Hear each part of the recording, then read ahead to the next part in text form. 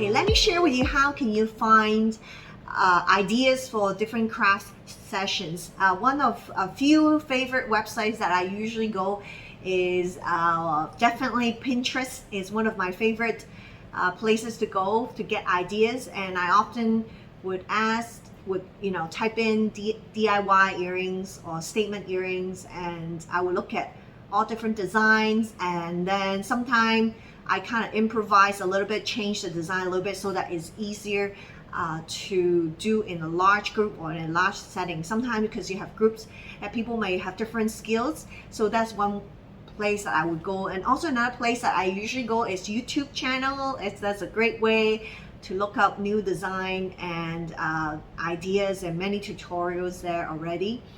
So you have to know when you pick your crafts what would be the best suitable crafts for your audience. I think few things you have to remember.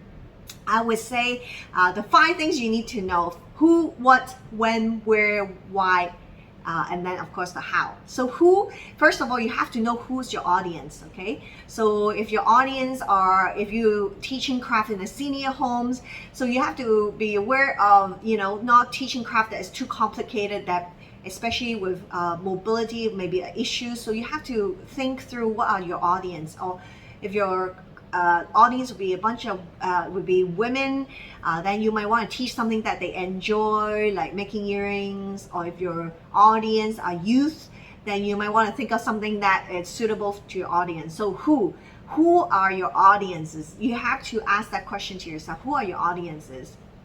And what? So after you know your audience, you can what and choose the right material or choose the right craft to teach your audience. So what is the craft that you're going to teach based on your audience needs? The what also sometimes based on where and your budget. Where are you going to teach this? Because where you're going to teach it also determine what craft you're going to teach. For example, sometimes I go to places, if I've seen my students when they go teach at places where they don't have table. Okay, they might be in the village, so they might be sitting on the floor. So you have to be mindful where are they going to do the crafts. With the craft that you're going to do, are they able to do it? If the setting, if they don't have a table, they don't have chairs, so you have to be mindful where are they going to teach the craft and how they're going to do that. And also, what is the budget, right?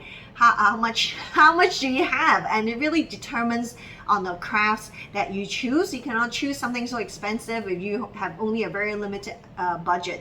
So all the crafts that I've been teaching in this over time, even in some of the tutorials that you see, usually they are very budget minded in the sense that they're very suitable for mission trips and for ministry setting. So what you're going to teach, and where is the ministry setting, like where is it going to be, how you're going to teach it. So who is your audience, what is your budget, what is the craft that you're going to teach, and where you're going to teach it, because it kind of determines what crafts you're going to choose. So who, what, when, where, why?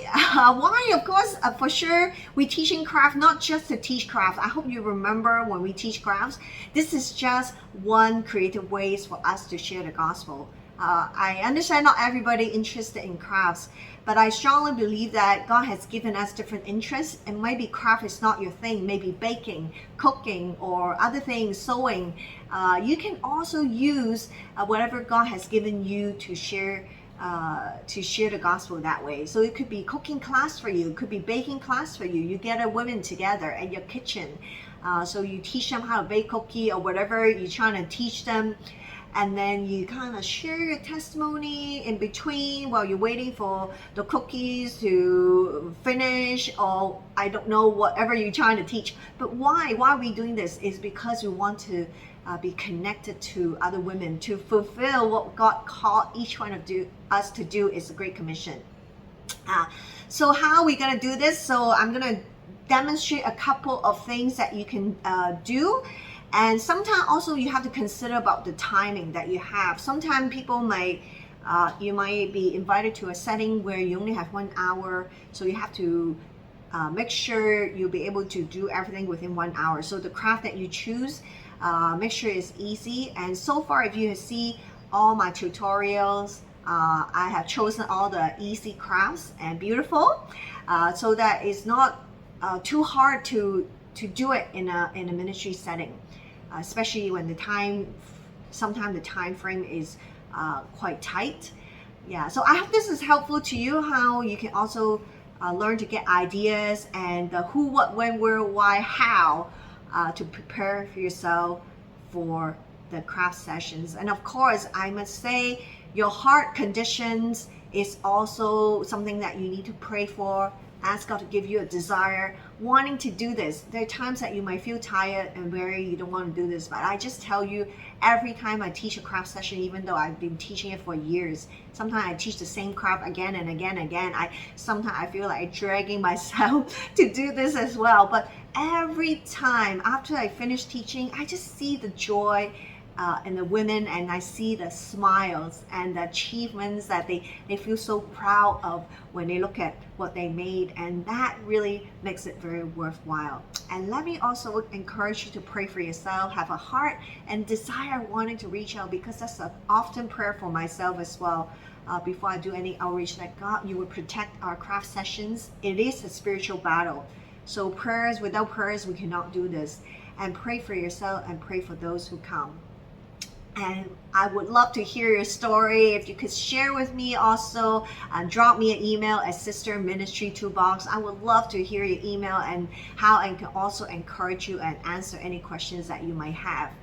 And I hope this is helpful to you. I'll see you next time. Bye.